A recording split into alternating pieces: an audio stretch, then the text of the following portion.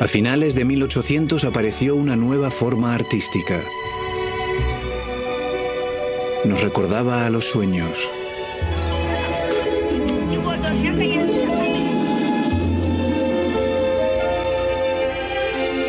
El cine es una industria global multimillonaria, pero no la mueven ni la taquilla ni el entretenimiento,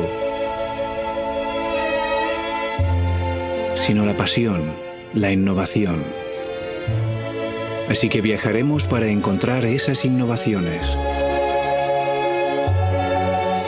Las veremos en Stanley Donen, creador de Cantando bajo la lluvia, en Jane Campion en Australia, en las películas de Kyoko Kagawa, que apareció en la que podría ser la mejor película de la historia, en Amitabh Bachchan, el actor más famoso del mundo, y en las películas de Scorsese, Spike Lee, Lars von Trier y Akira Kurosawa.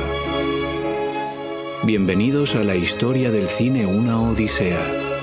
Una historia épica de innovaciones durante 12 décadas, 6 continentes y 1000 películas.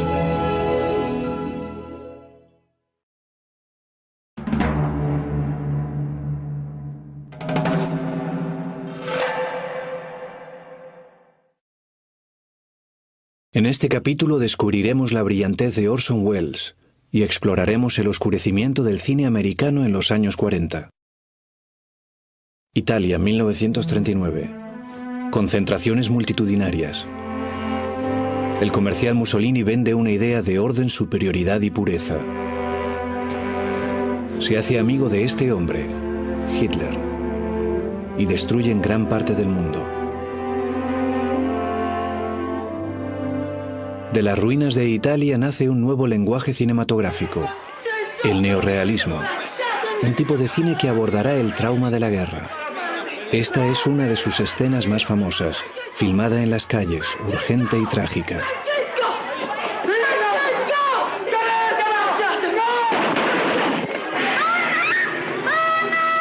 El cine de los 40 tenía que ser así de duro, porque así lo era la vida en aquella época.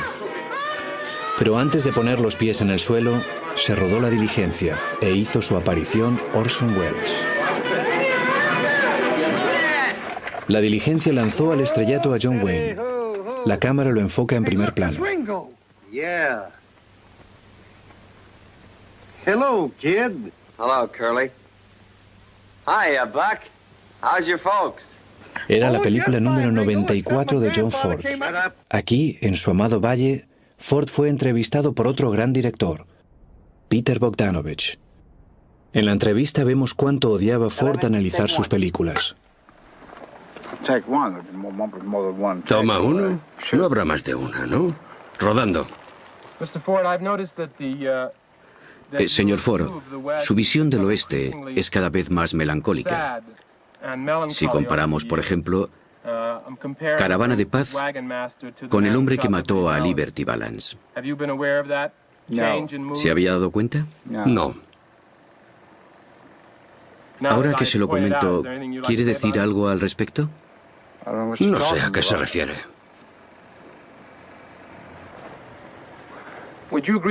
Señor Ford, diría que en Fort Apache la moraleja era que el ejército era más importante que el individuo. Corten.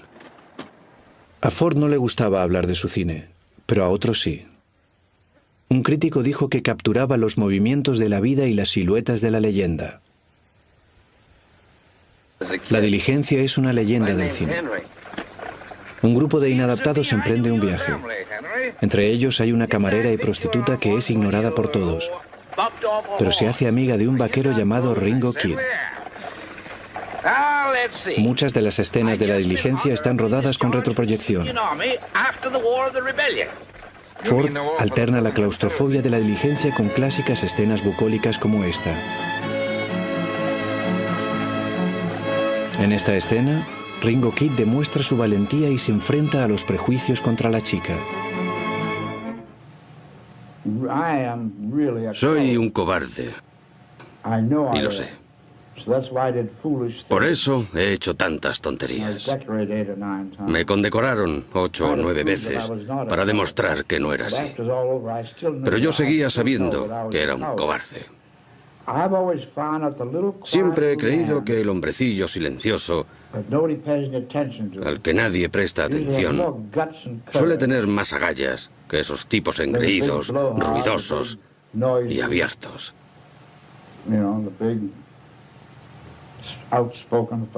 Es el hombrecillo el que hace cosas valientes. En esta escena, Ringo y la chica inician una nueva vida juntos en el mítico y meritocrático oeste. Well, kid, I told you not to follow me.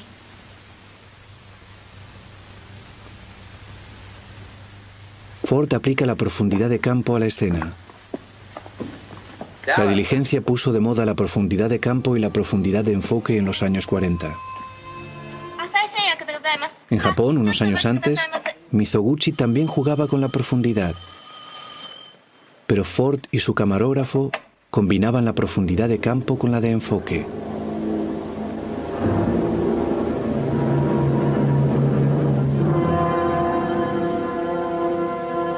La moda entonces era usar teleobjetivos que conseguían enfoques planos. Miradas intensas, pelo suave y fondos desenfocados.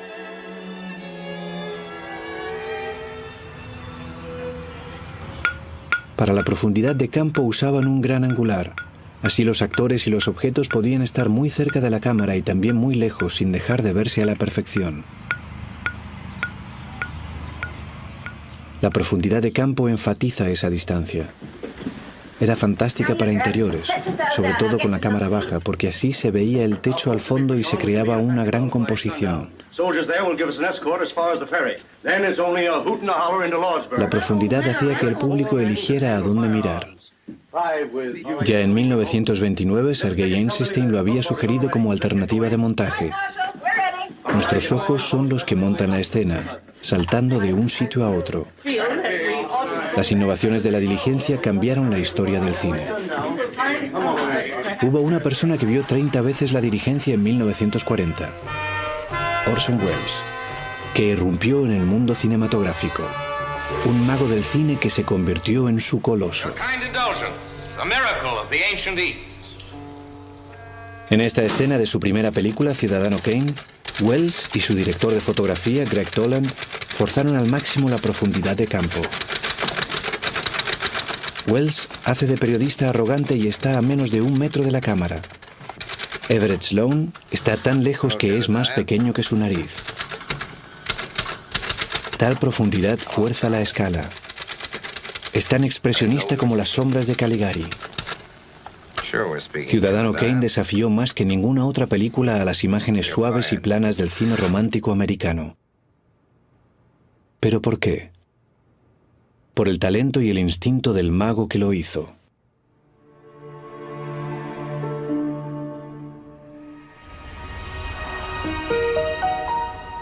Esto era el estudio de la RKO cuando Welles rodó Ciudadano Kane.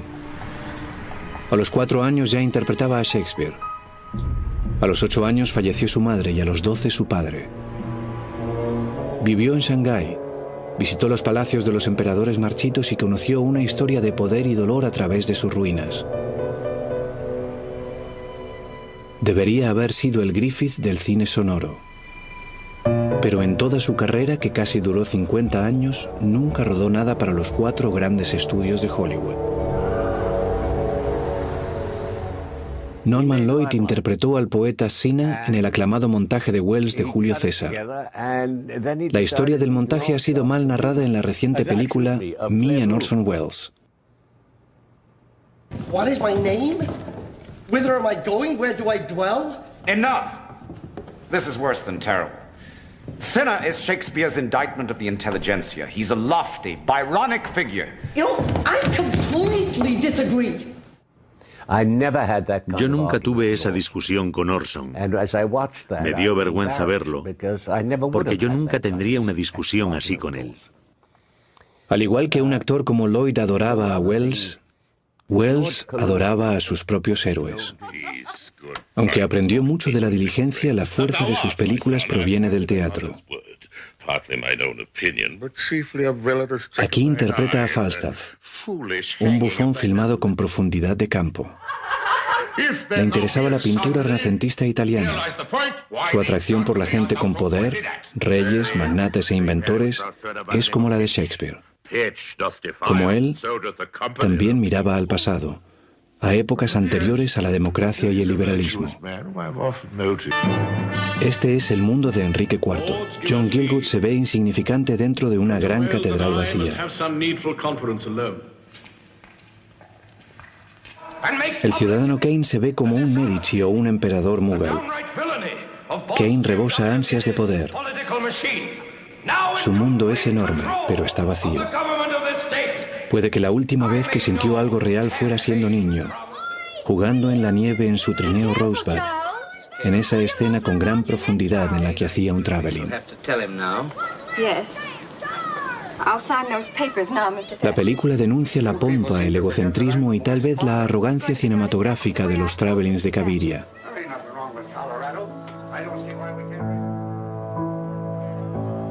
Las proporciones épicas de intolerancia y el coste desorbitado de El maquinista de la General. Una película de Keaton famosa por la inversión que supuso. Shakespeare, los Médicis, los mogoles, los otomanos y la diligencia no eran las únicas fuentes de inspiración de Wells. También la influían su propio cuerpo y su voz, ambos enormes, maduros, casi imposibles.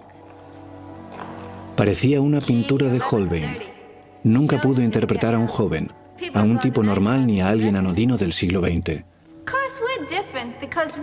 En sus películas había espacios grandiosos como él. Y el sonido también era grandioso. Susurros en primer plano, ecos lejanos. 49,000 acres of nothing but scenery and statues. I'm lonesome. Just yesterday, we've had no less than 50 of your friends at any one time. I think if you look carefully in the West Wing, Susan, you'll find about a dozen vacationers still in residence. Extendió el diálogo superpuesto de las comedias de Howard Hawks para hacer una película entera. Hello, Mr. Bernstein. Excuse me, Mr. Can you prove it isn't? Mr. Bernstein, I'd like you to meet Mr. Thatcher. I'll just borrow How do you do, Mr. Thatcher? Leland, Mr. Thatcher, my ex-guardian. We have no secrets from our readers, Mr. Bernstein. Mr. Thatcher is one of our most devoted readers. Las ideas de Toland y Wells sobre la profundidad inspiraron a directores de todo el mundo. Observemos la profundidad en esta escena de El halcón maltés. El pulgar de Humphrey Bogart, a no más de 20 centímetros de la cámara, está perfectamente enfocado. O esta otra, de los mejores años de nuestra vida. El hombre mayor, Frederick March, le pide al joven Dana Andrews que ponga fin a su romance con su hija. Andrew consiente y la llama desde una cabina. Como la llamada es lo principal de la escena, esperamos que Wyler y Greg Toland sitúen la cámara cerca de la cabina para que podamos ver y oír la acción. Pero en lugar de ello, la ponen a lo lejos, al lado del piano donde toca un veterano de guerra sin manos. El padre está en el piano, pero mira ansioso hacia la cabina del fondo. Es como si la acción principal hubiera caído en un agujero negro. Tenemos que imaginarnos la conversación. Como en la vida real, no siempre podemos ver lo que queremos. Años después, Michael Haneke usó la profundidad de campo para mostrar a una mujer que huye de un agresor.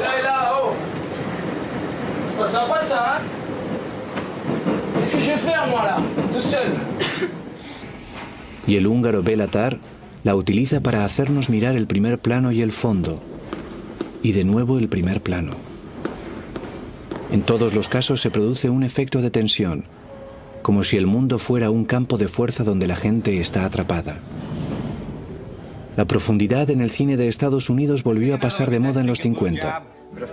Las nuevas películas panorámicas en color no eran tan sensibles como para absorber toda la información.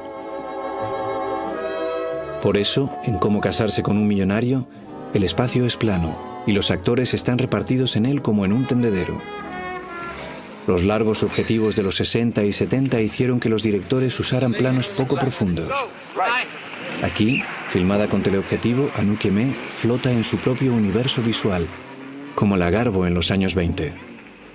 Y en los años 90, en Hit de Michael Mann, influenciada por los vídeos pop, se usaron novedosos teleobjetivos para hacer enfoques tan planos que las luces que hay detrás de Al Pacino en este plano se convirtieron en etéreas manchas.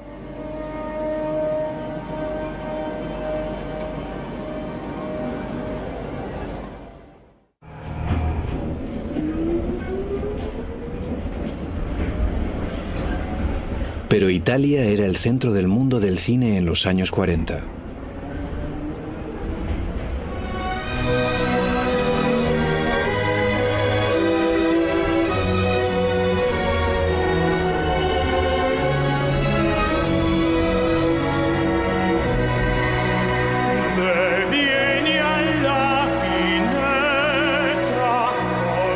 Esta escuela de cine, el Centro Sperimentale, fue inaugurada en la época de Mussolini en los años 30. Este famoso estudio de cine, donde se crearon grandes sets y se rodaron superproducciones y comedias italianas, habían sido barracas del ejército en la Segunda Guerra Mundial. Como los focos escaseaban, los directores tomaron las calles. Antes de la guerra, el centro de Roma era así.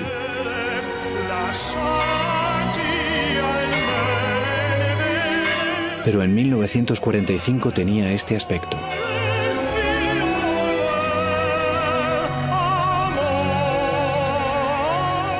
La gente seguía haciendo su vida, pero el mundo había cambiado al igual que la ciudad y la industria del cine.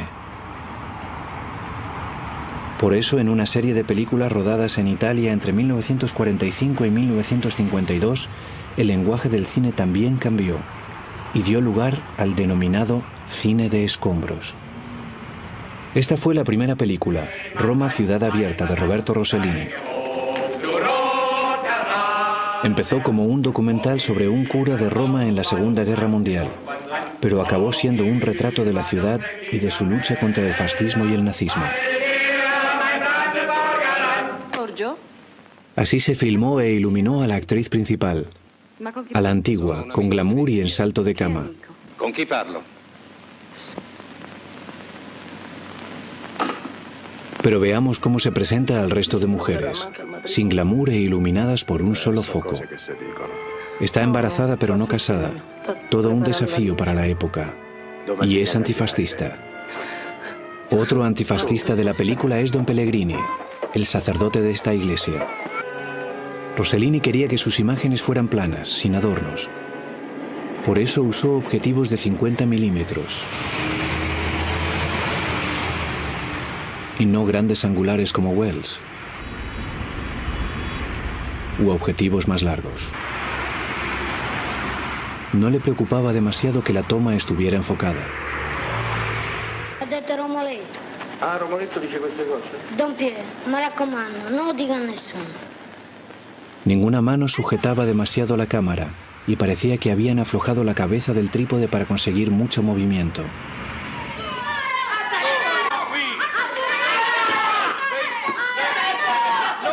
Las bombillas pendían desnudas en el neorrealismo italiano.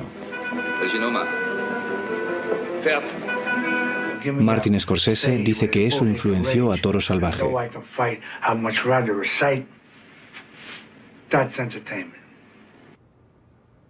También se dice que fue en el cine neorrealista cuando vimos uno de estos por primera vez.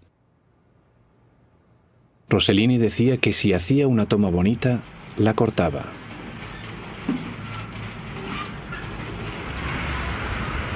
Si el origen de la belleza del cine europeo cambió a finales de los años 40, fue en parte por un escritor llamado Cesare Sabatini, quien dijo, antes, si se pensaba en la trama de una película, por ejemplo en una huelga, Inmediatamente se inventaba una trama y la propia huelga se convertía en el trasfondo de la película. Hoy en día describiríamos la huelga en sí. Tenemos una gran fe en las cosas, los hechos y la gente. Eso fue una revolución. La reducción de la trama.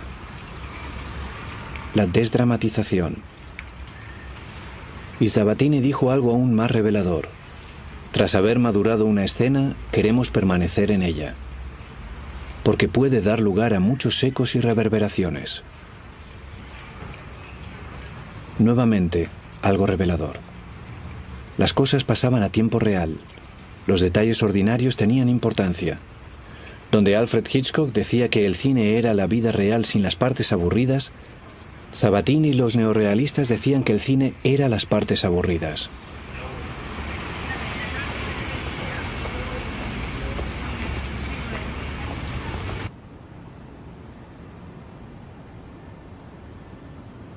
El guión más famoso de Sabatini, Ladrón de bicicletas, trata de un desempleado al que le roban la bici, su único medio de ganarse el pan.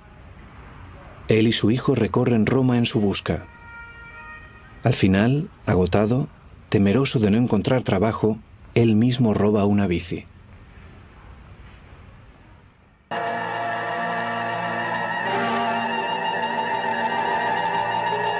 El director Vittorio De Sica rodó la escena con austeridad, a plena luz del día y con la cámara alejada del robo, como si no quisiera inmiscuirse en la vergüenza del padre.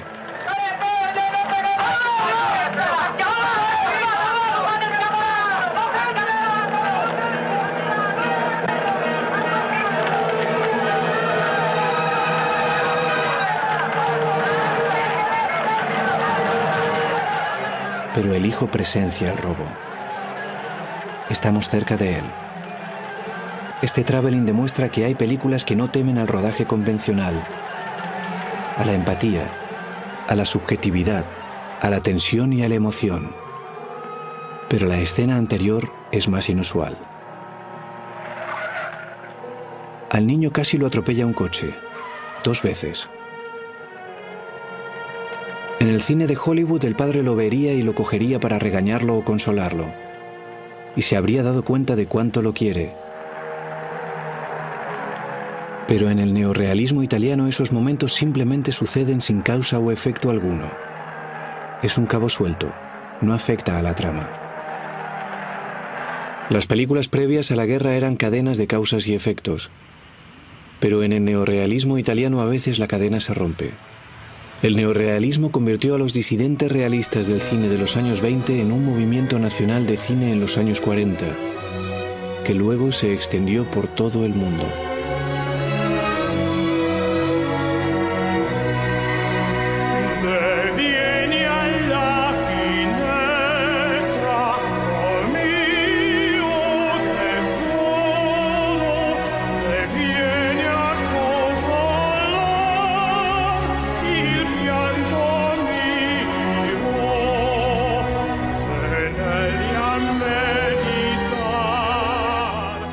Lejos del neorrealismo y de los escombros de Europa, la meca del cine estadounidense, Hollywood, empezó también a perder esplendor en los años 40. Una joven estrella, Peg Entwistle, se suicidó saltando desde esta letra del cartel de Hollywood. Tras un largo día de sol en Los Ángeles, cae la noche.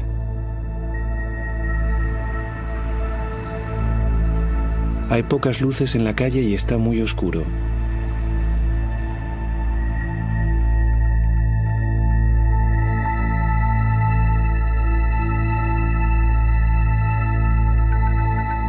Casi nadie va andando, y los que lo hacen oyen sus propios pasos. El olor dulzón a eucalipto y flor de azahar es casi repulsivo. Las rejas de las ventanas proyectan sombras como cárceles. Durante la Segunda Guerra Mundial, Hollywood hacía este tipo de cine.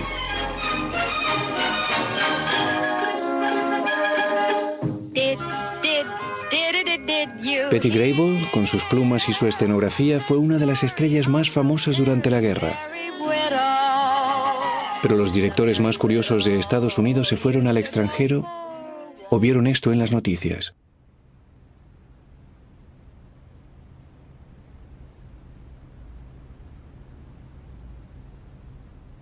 Y esto, el trágico documental de Roma Ciudad Abierta.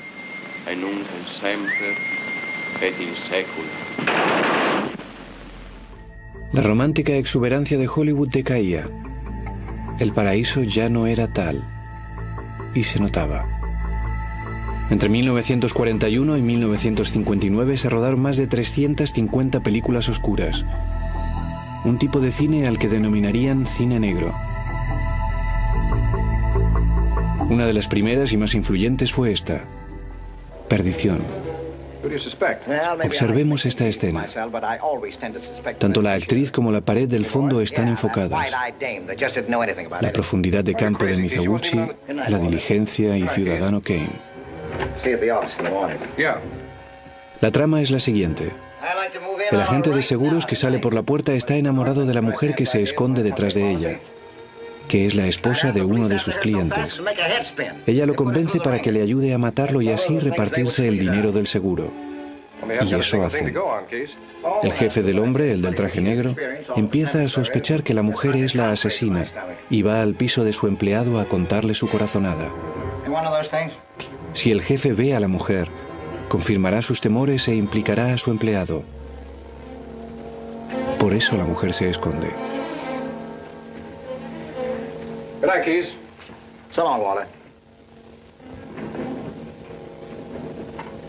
El director de Perdición, Billy Wilder, era un judío austríaco que huyó de los nazis en 1933. Irónicamente, la película se rodó en la soleada Santa Mónica, aunque él hacía cine negro. Como muchos inmigrantes especialistas en ese género, como Fritz Lang, Robert Siodmak, Otto Preminger, Michael Curtis o Jacques Turner, le encantaba la simpleza de Estados Unidos, aunque odiaba su culto al dinero. La mujer de esta escena ansía tener dinero. El hombre ansía tenerla a ella, y como es débil y corrupto, también el dinero. Robert Towne, guionista de la película Chinatown. En el cine negro, los personajes están predestinados de una u otra forma porque tienen algún tipo de defecto. Son como polillas que van a la luz. Por ejemplo, Walter en Perdición.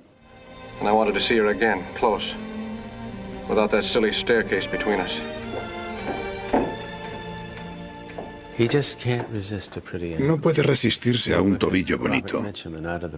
O Robert Mitchum en Retorno al Pasado, que quería estar con una buena chica, pero no podía resistirse a la guapa, como siempre, una mujer fatal. Aun cuando quiere alejarse, no es capaz. Como Guedes en Chinatown. Hay algo que los empuja hacia su destino, aunque intenten evitarlo.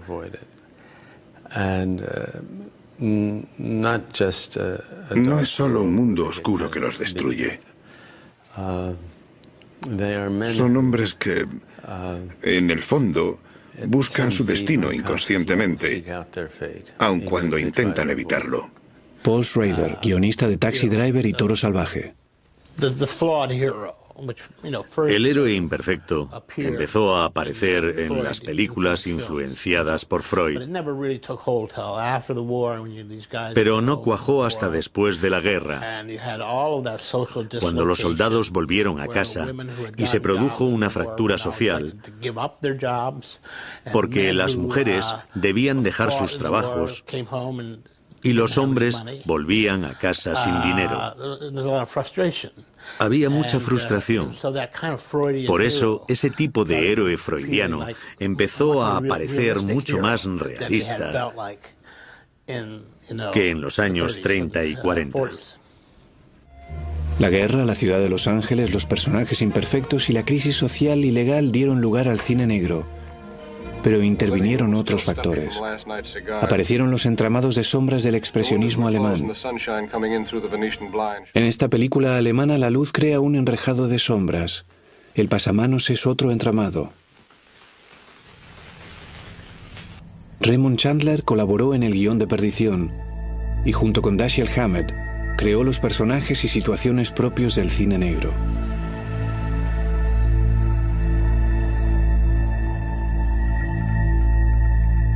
Howard Hawks rodó El sueño eterno de Chandler en 1946. Humphrey Bogart interpreta a Philip Marlowe.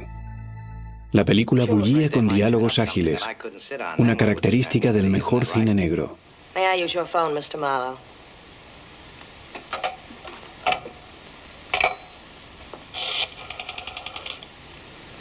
Hello? Police headquarters, please. Hello, this is Mrs. Hello, what do you want, please?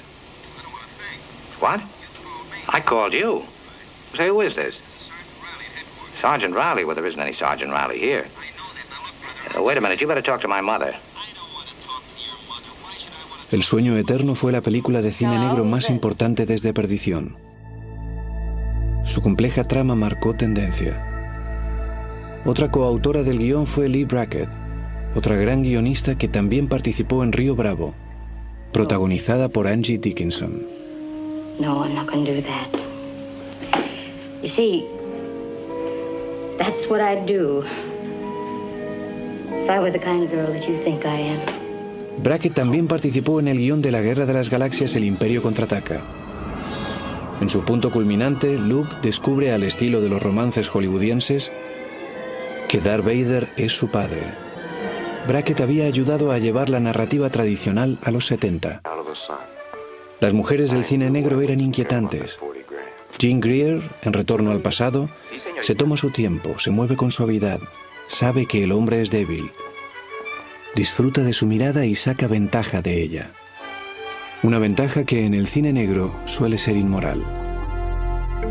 Pero de las 350 películas de cine negro rodadas, solo una, esta, fue dirigida por una mujer. Ida Lupino. Era una maestra de la forma, de la iluminación y de la cámara subjetiva. Una película de ojos entornados. Dirigir en Estados Unidos se había convertido en cosa de hombres. Pero hay más cosas que decir sobre el cine negro. La beligerante presencia del actor Edward G. Robinson en Perdición nos recuerda la fascinación del cine negro por las películas de mafiosos de los años 30, en las que salía Robinson altivo y elegante. Su pesimismo venía en parte de las películas realistas francesas de los años 30, como este taciturno encuentro entre dos almas perdidas en el muelle de las brumas. La prueba de que Francia influenció a Estados Unidos en los 40 es La Golfa, dirigida por Jean Renoir, en la que un hombre se enamora de una joven insensible.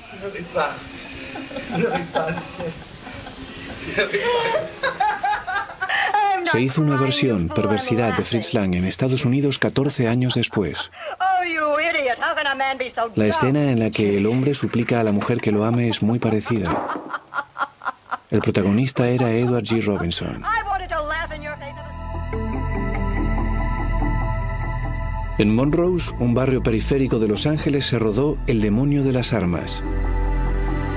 Una película de serie B de los 50 de las más innovadoras y apasionadas, donde se ve cómo los documentales y el neorrealismo influenciaron al género.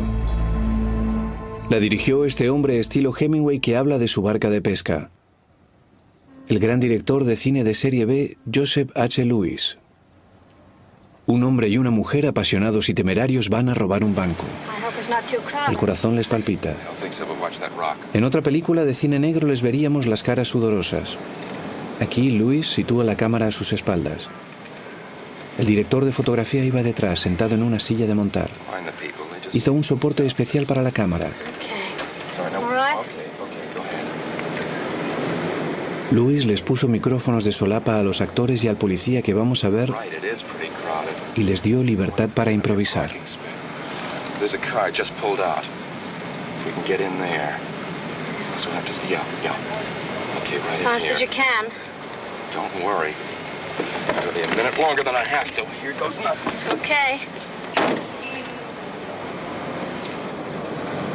Rodar un atraco de modo convencional llevaba 4 días. Lewis lo rodó en 3 horas y asegura que la toma entera medía 3 kilómetros de largo. Get out there. Wait, copper, go on. That's right. Stand right there. Okay.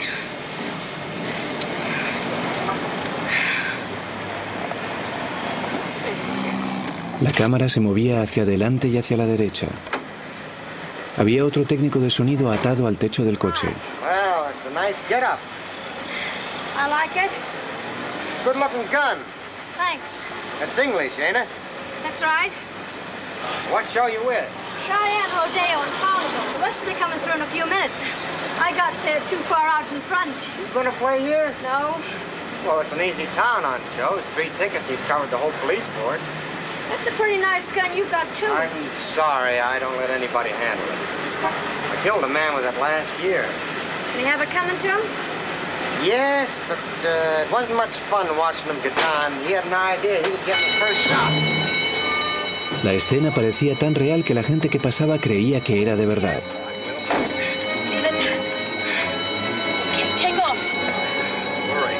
La gran pasión y la innovación estilística de El demonio de las armas fueron una gran influencia para una película posterior, Bonnie and Clyde, sobre una pareja que atraca bancos.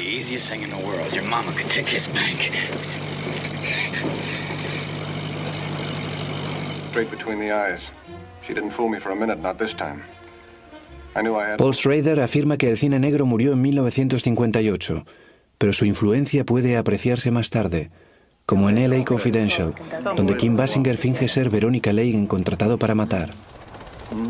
Oh, baby. En Blade Runner, donde Sean Young camina entre las sombras en una piscina de luz, como una mujer fatal del cine negro. Y en El Caballero Oscuro, donde la ciudad es fétida y moralmente oscura.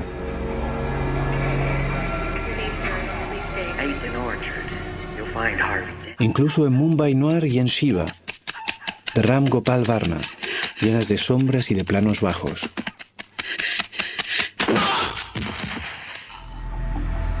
La influencia del cine negro ha recorrido el mundo.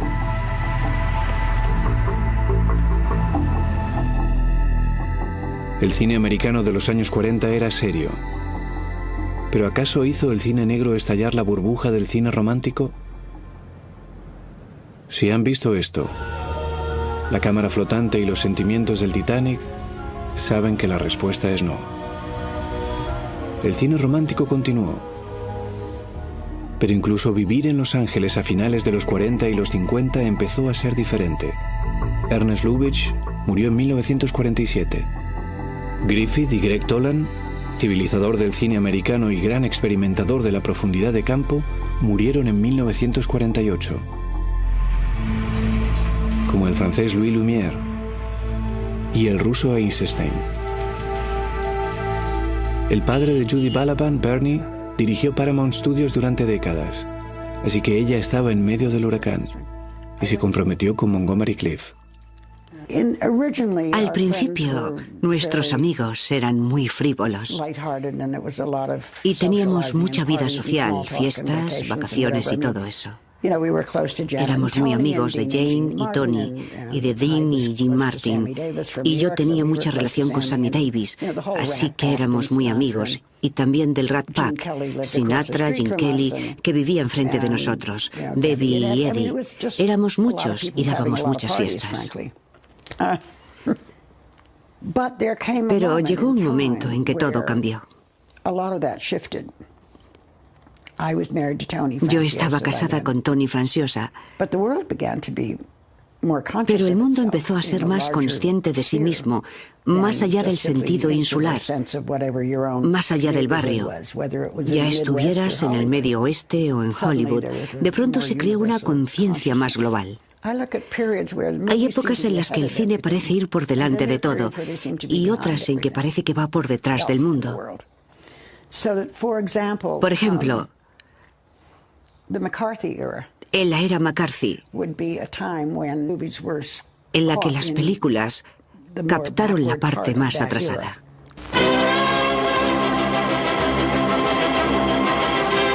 Calling the House Un-American Activities Committee to order, Chairman J. Parnell Thomas of New Jersey opens an inquiry into possible communist penetration of the Hollywood film industry. The committee is seeking to determine if Red Party members have reached the screen with subversive propaganda. That's the question. The question is, have you ever been a member of the Communist Party?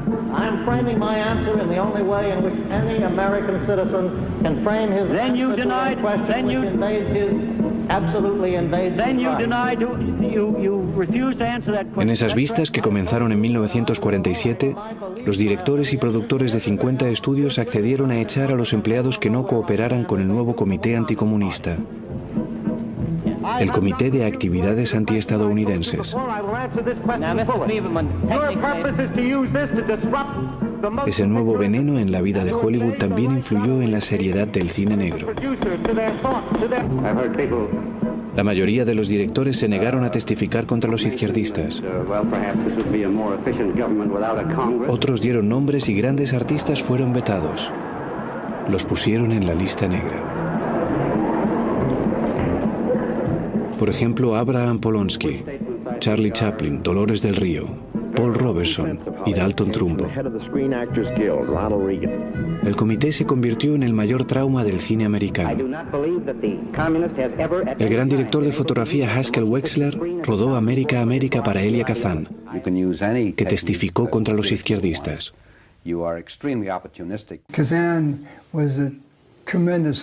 Kazan era un hombre con mucho talento.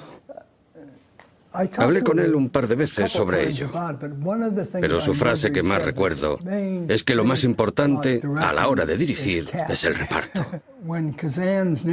Cuando lo propusieron para el Oscar por toda su trayectoria, yo no creía que lo mereciera.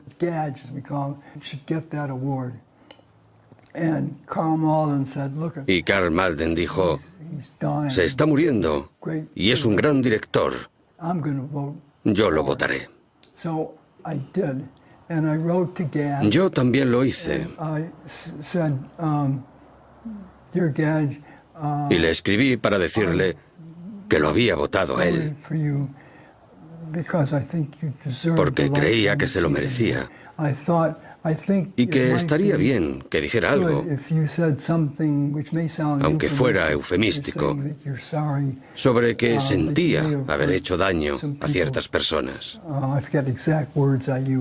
No recuerdo mis palabras exactas. Durante muchos años me llamaron Pete. Así me bautizó una prostituta en Puerto Rico. Y Kazan me respondió y me dijo, Pete, que te den. Así era en el momento en que murió. ¿Cree que se creía culpable y no quería admitirlo? Bueno, era un tema importante. No necesitaba archivarse. Era el rey del mundo. Y tenía razón Rod Steiger y muchos otros. No aceptarían nada de él. El Oscar de Kazan fue televisado, por supuesto. Las imágenes de las reacciones de los invitados fueron más reveladoras que nunca. Karl Malden y Warren Beatty se levantaron a aplaudirle.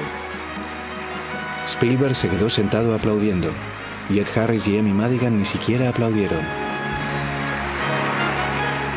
Meryl Streep y Lynn Redgrave aplaudieron, pero Nick Nolte no.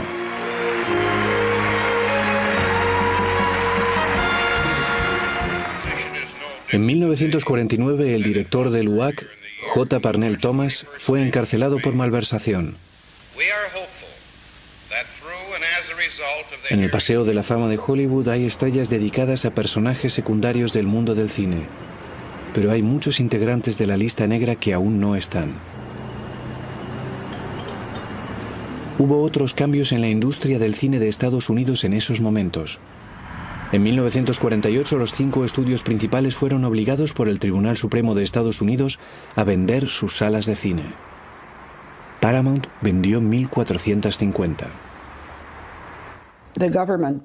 El gobierno emprendió una acción contra ellos porque decía que no se podía producir, distribuir y exhibir algo sin infringir las leyes antimonopolio.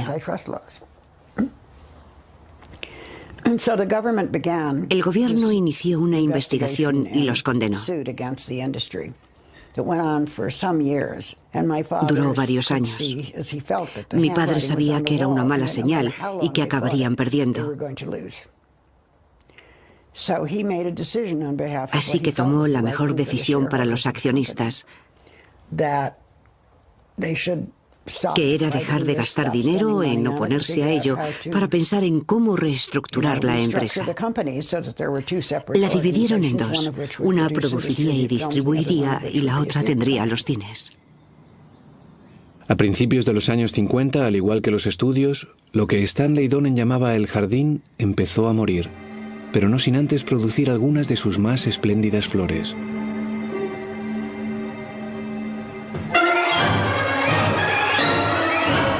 En Metro-Goldwyn-Mayer, el cosmopolita productor Arthur Freed les dio a Gene Kelly, Vincent Minnelli y Stanley Donen la oportunidad de demostrar que en los estudios aún había alegría y belleza. Esta secuencia de danza de un americano en París estaba influenciada por el éxito de la gran obra del cine británico Las zapatillas rojas. Luces rojas intermitentes, telones de fondo pintados.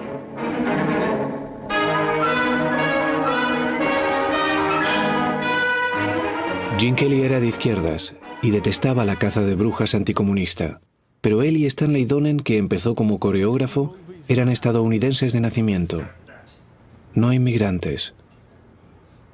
Por eso al principio su punto de vista era optimista, influenciado por el vodevil y el circo, como se ve aquí.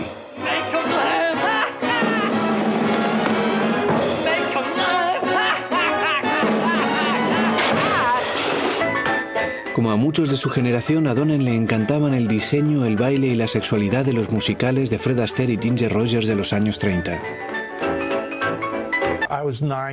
Tenía 9 años. Vivía en el pueblo de Carolina del Sur, donde había nacido, y nunca había visto nada parecido. Mi familia no tenía nada que ver con el baile o el cine. Y fue un momento trascendente en mi vida. Bailaban al son de la música, disfrutaban de la vida, expresaban sus sentimientos.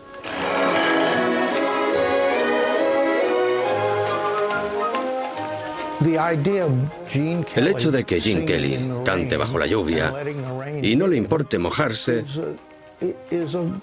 refleja muchísima alegría. La lluvia es un placer. No le preocupa mojarse. Está exultante porque está enamorado. La propia cámara refleja alegría, aun cuando Gene y Kelly no están. ¿Es porque la cámara se eleva? No es que la cámara se eleve. Se eleva la fotografía de la cámara. La cámara graba lo que ve. No hace nada. Solo lo que le decimos que haga. No puedo hablar con la cámara y pedirle que se eleve para tener sensación de ingravidez. No es la primera vez que digo esto. ¿Acaso el lápiz escribe la historia? Claro que no. Pues la cámara es como nuestro lápiz. En Cantando bajo la lluvia, Donen y Kelly rodaron una secuencia caleidoscópica para burlarse de los números que odiaban de Busby Bakerly.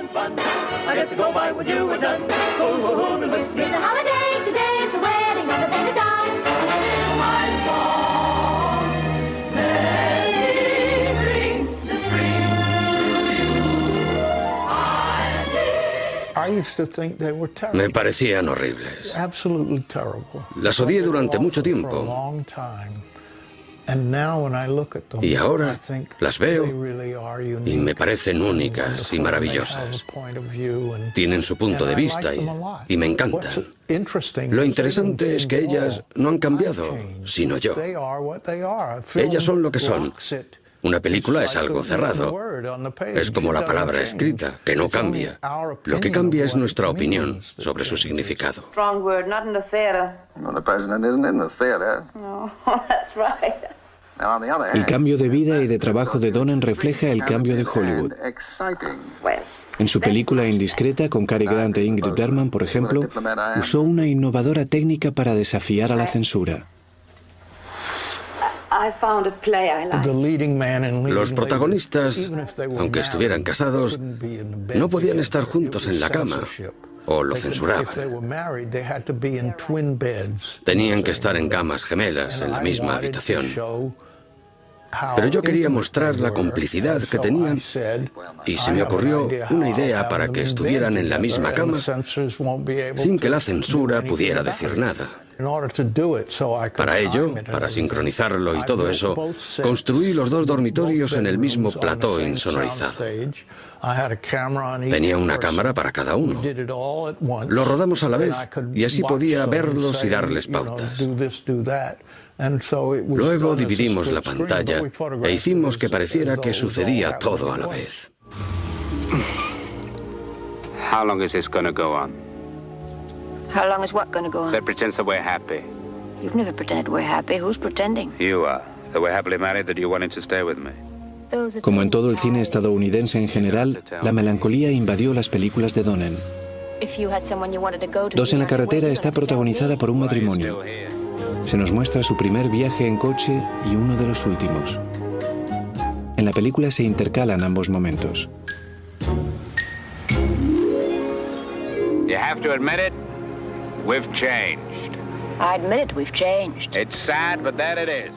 La gente me decía que le encantaba la película, que era muy romántica. A mí me sorprendía mucho y pensaba, pero si es una visión durísima del matrimonio, ¿por qué les parece romántica? Pretendía mostrar que dos personas podían vivir juntas a pesar de pelearse y agredirse, y aún así podían apreciarse el uno al otro. Por aquel entonces Donen había rodado 21 películas, algunas de las mejores de Hollywood. Tenía solo 43 años. ¿Creía que no le quedaba nada por hacer? Por supuesto que no. No. Si crees que no te queda nada por hacer, es que eres tonto, que no tienes nada más que decir. Y yo no lo pensaba, ni lo pienso ahora. ¿Qué más tenía y tiene que decir? Pienso en Diaghilev y en Nijinsky.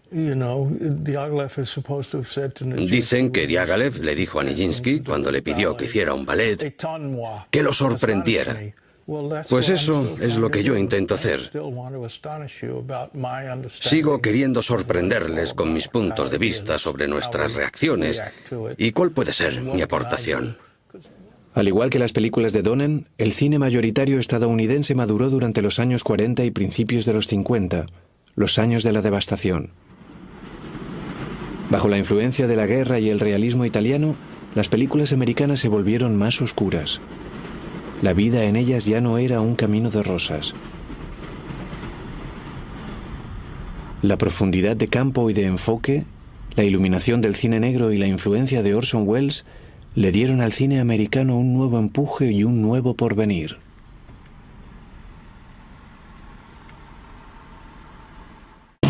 En Gran Bretaña, en los años 40 y 50, están las películas que mejor retratan las dificultades del cine en tiempos de guerra. Un bombardero británico ha sido alcanzado y está ardiendo. El piloto no tiene paracaídas y va a morir. Sus últimas palabras son para una estadounidense que está en una base de control, en tierra. El director inglés Michael Powell y el guionista austríaco Emmerich Pressburger nos catapultan a un momento realmente dramático, con un diálogo romántico, enfoque plano, vivos colores y una iluminación que disimula las lágrimas. I could love a man like you, Peter. I love you, Jude. Your life, and I'm leaving you. Where do you live? On the station? No, in a big country house about 5 miles from here. Lee Wood House. Old house? Yes, very old. Good, I'll be a ghost and come and see you. You're not frightened of ghosts, are you? Be awful if you were. Crearon una productora juntos en 1942 e hicieron películas como esta, casi místicas por su carácter inglés, su romanticismo y lo diferentes que eran de los documentales. El aviador no muere, pero sufre daños cerebrales. Mientras está inconsciente, se imagina que va al cielo para pedir más tiempo en la tierra porque se ha enamorado de la mujer estadounidense. El cielo es en blanco y negro, una fantasía artística del director. El título de la película, A vida o muerte, nos revela el argumento. Es lo más importante en la vida, sobre todo en tiempos de guerra. Powell y Pressburger demostraron que en el cine no había que elegir entre ser honestos con el trauma de la guerra y el elevado estilo del cine romántico. Ningún otro director de su tiempo logró combinar ambas cosas. Hay otro director de cine inglés de los años 40 que opinaba que la guerra y los traumas sacaban lo mejor de nosotros mismos. Humphrey Jennings. Elegante y estilizado, interpreta a un cartero tan entregado a su deber que aún atado consigue entregar sus cartas. Pronto se pasó a la dirección, adoptando un poético estilo propio. El gran director británico Terence Davies venera a Jennings. Aunque solo hubiera hecho Listen to Britain, uno de sus grandes poemas. ¡Qué voz!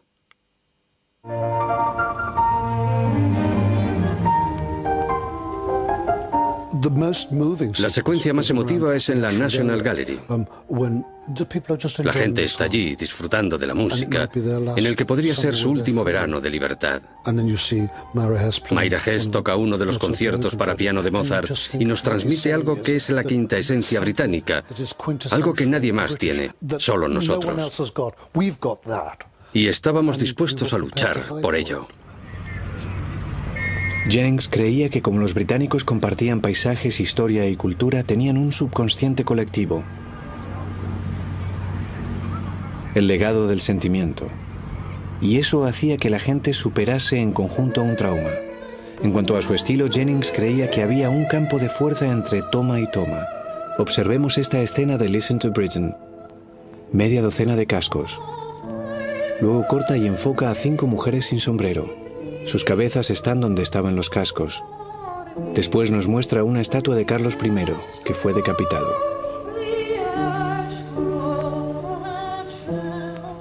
Tres imágenes que nos hacen pensar en la sobrecogedora idea de la vulnerabilidad de las cabezas.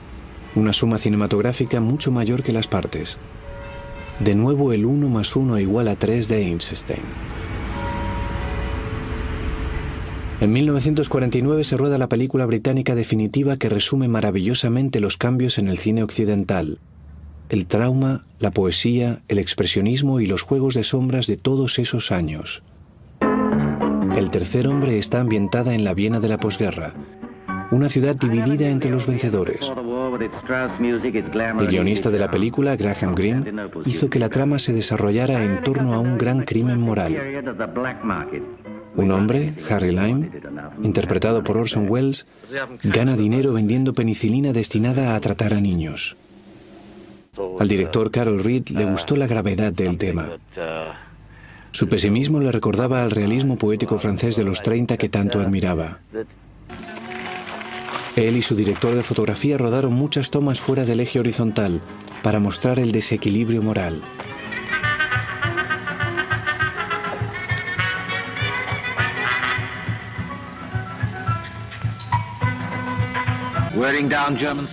Reed montó un documental sobre la guerra y ganó un Oscar.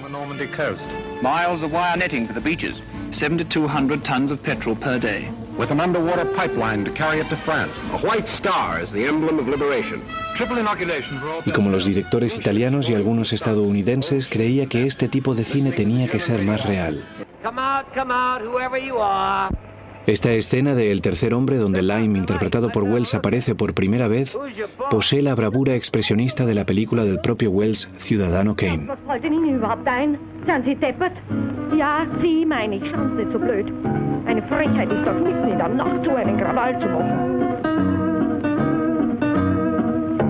Harry. Eine Frechheit ist das, zu einem Krawall zu machen.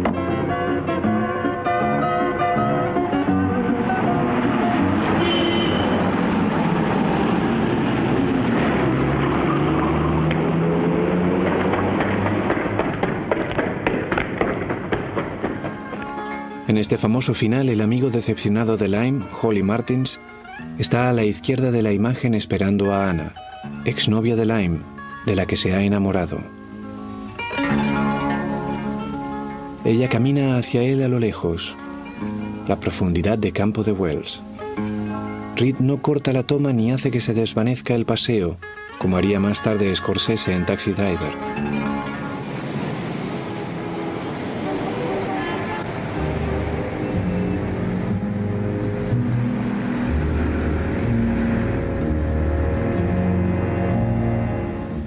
Reed deja que Anna recorra todo el camino a tiempo real.